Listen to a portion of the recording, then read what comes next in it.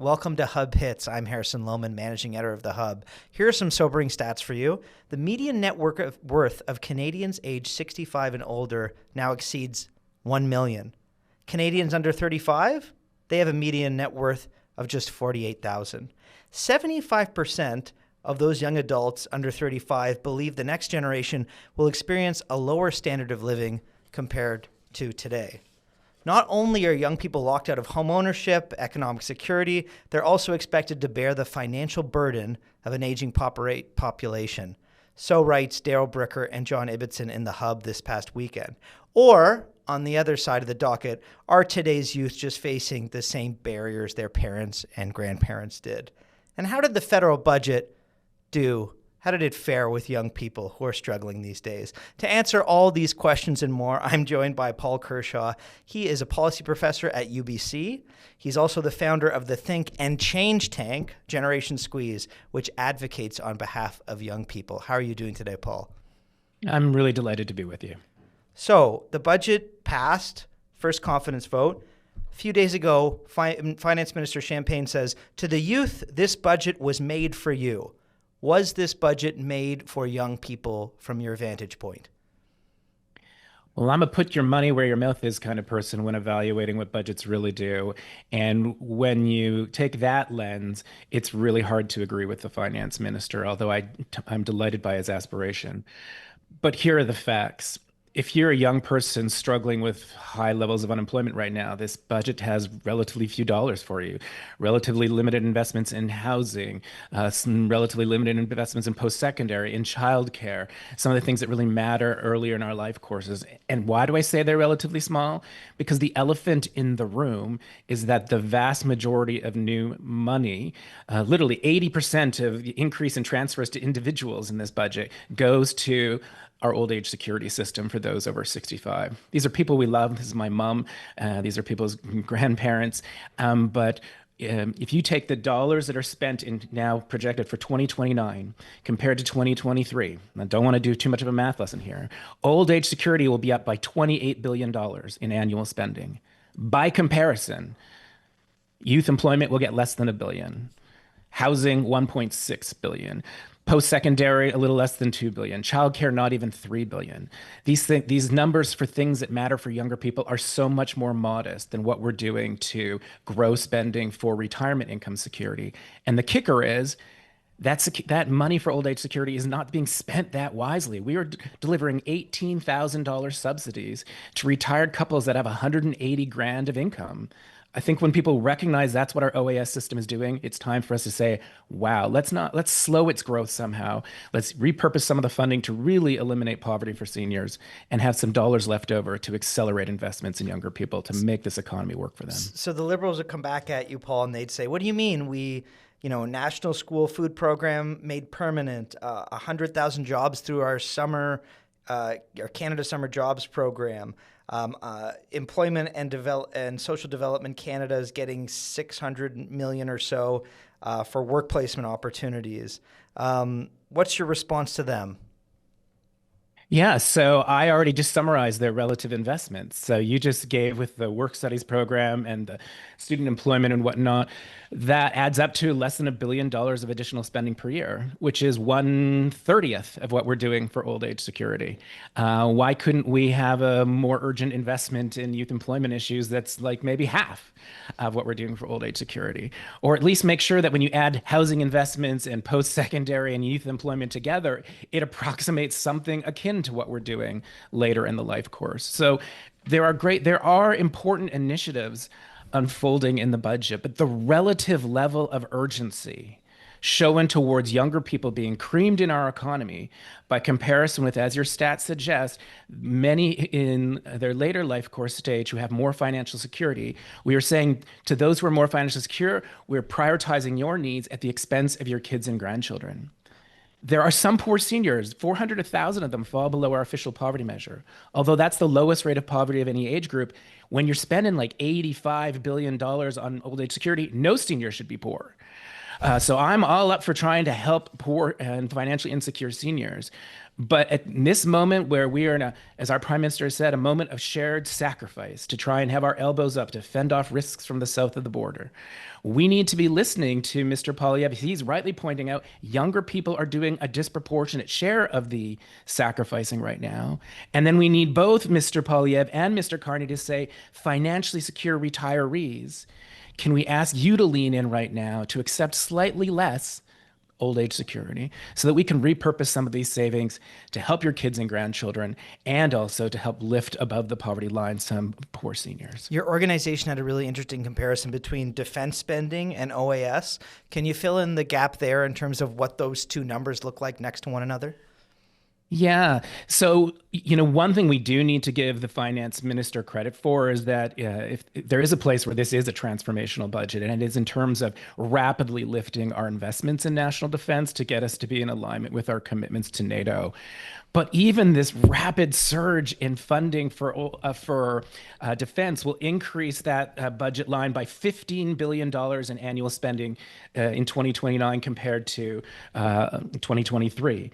That's only half. That's only half of the increase of old age security. So even the surge, this transformational generational surge in defense spending can't keep pace with how tax dollars from economic growth are being utilized to invest in the income security of our aging population, some of whom needs it, and some of whom already have six-figure household incomes and likely could do with a little less. Yeah. And I don't say that in a mean-spirited way.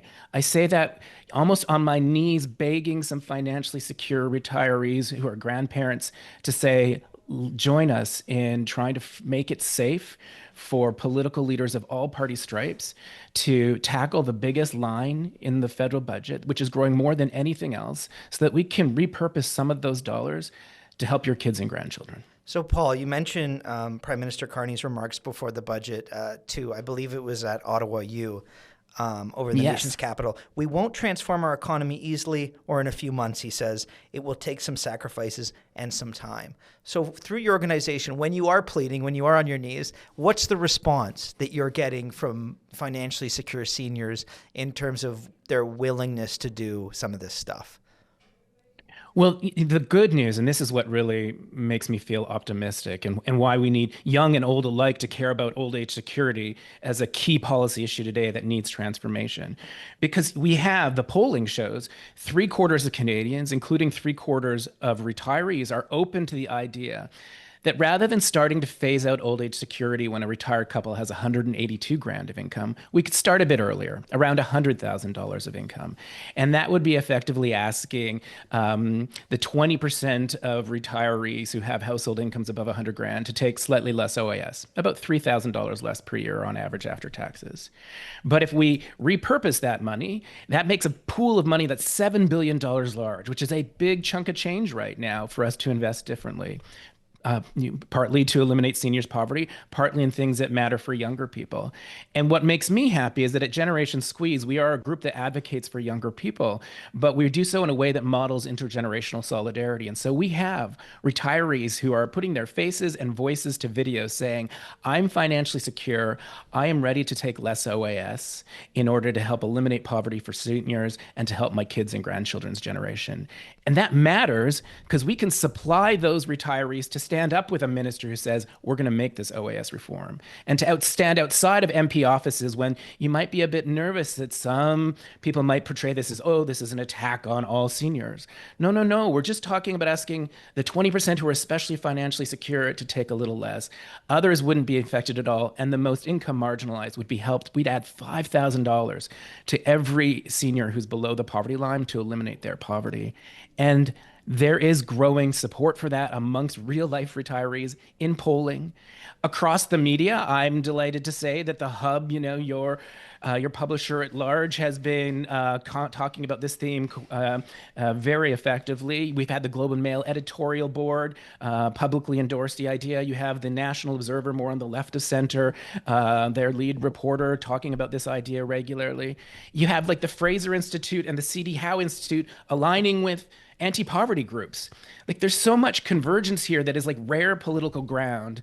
We now need to use it to tackle the biggest line item in the federal budget as part of our strategy to invest more wisely and to try and stabilize public I finances. can only imagine your face, Paul, when the Bloc put forward their request to expand OAS and make it even more available. Can people see me on YouTube? I'm pulling my hair out now. So, okay, there's a translation issue here because I'm wondering how you explain to boomers or folks that are a bit older than you and I that it is different than the struggles they faced when they were in their 30s and 20s or in their teens. How do you go about, what's the best way to describe that to them, to sort of make that connection and get them to sort of understand how the stakes are different, how the environment's different these days? Yeah, let me maybe give you a few factoids. So, fact number one, when my mom was a young woman in the mid 1970s, it took 5 years of full-time work for the typical 25 to 34-year-old to save a 20% down payment on an average priced home. Across the country, in BC and Ontario, in the GTA and Metro Vancouver, all around 5 to 6 years. If you flash forward to today, it now takes 14 years on average. 17 in Ontario, 20 in BC, 22 years in the GTA, and a whopping 26 years in Metro Vancouver.